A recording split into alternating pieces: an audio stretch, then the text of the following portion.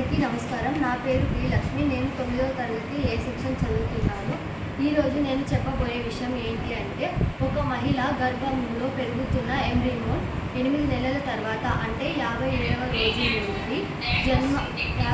రోజు నుండి జన్మించే వరకు చట్ట ప్రకారం ఫీటస్ అంటే పిండంగా భావిస్తారు. ఇది ఇలా జరుగుతున్న కాలంలో కొంతమందికి వచ్చిన ఆలోచన ఏంటి అంటే,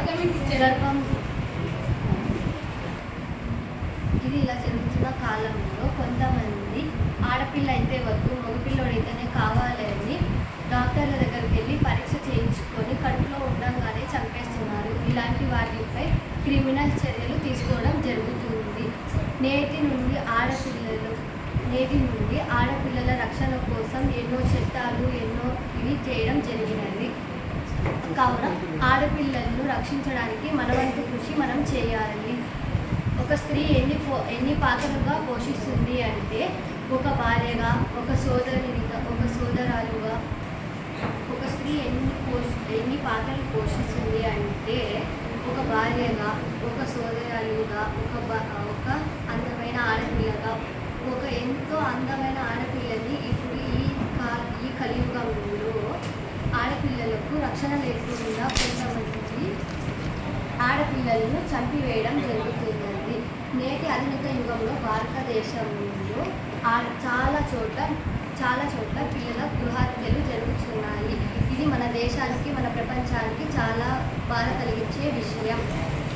కావున ఆడపిల్లల్ని అందరూ గౌరవించాలి. ఎందుకు అంటే, ఒక ఆడపిల్ల లేనిదే సమాజం ముందుకెళ్ళదు. ఎందుకు అంటే, ఒకరిని కనాలి అంటే అమ్మ కావాలి, ఒకరితో ఉండాలి అంటే భార్య కావాలి, ఒకరిని నడిపించాలి అంటే అక్క కావాలి. ప్రతి ఒక్క విషయంలోనూ ఆడపిల్ల అనే పాత్ర చాలా గొప్ప పాత్ర. ఇలాంటి ఆడపిల్లలను రక్షించడానికి కొత్త చట్టాలు ఇంకా కొన్ని జరుగుతున్నాయి.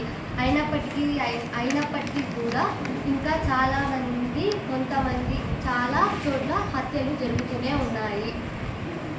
గర్భంలో ఉండగానే ఆడబిడ్డనో మగబిడ్డనో తెలుసుకోవాలని చేసే ప్రయత్నం చట్టరీత్యా నేరం.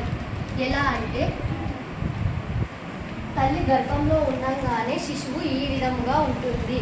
ఆ తెలియని వయసులో ఆ చిన్న పసి మనసుని చితిమేసే ప్రయత్నం దయచేసి ఎవరు చేయకండి. ఎందుకంటే, ఒక ఆడపిల్ల లేనిదే సమాజం ఎప్పుడు కూడా ముందుకు సాగదు. కావున ఆడపిల్లల్ని అందరూ గౌరవించాలి. చేసే ప్రయత్నం ఆడపిల్లనో మగపిల్లోడో తెలుసుకునే ప్రయత్నం చేసే వారికి చట్టరీత్యా క్రిమినల్ చర్యలు తీసుకోవడం జరుగుతుంది. మొదటిసారి తప్పు చేస్తే 3 సంవత్సరాలు జైలు శిక్ష, 10,000 రూపాయల జరిమానా విధించడం జరుగుతుంది. అదే తప్పును రెండోసారి చేస్తే 5 సంవత్సరాల జైలు శిక్ష, 50,000 జరిమానా విధించడం జరుగుతుంది. కావున దయచేసి ఆడపిల్లలను రక్షించండి. ఆడపిల్లలను రక్షించడానికి మనవంతు కృషి మనం చేద్దాము.